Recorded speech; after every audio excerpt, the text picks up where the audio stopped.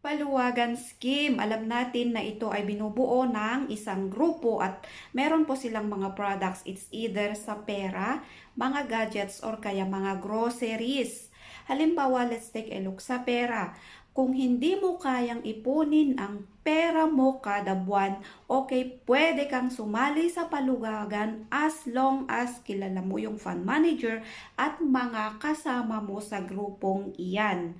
Dahil ang paluwagan naman ay wala po siyang interes.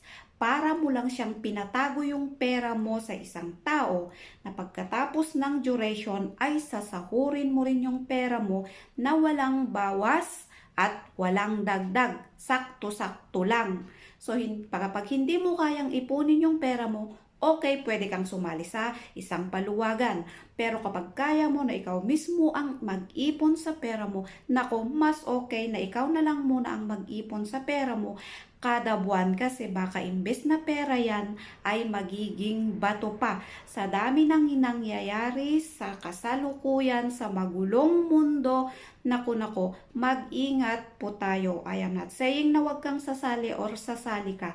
Nasa sayo ang desisyon, kabayan.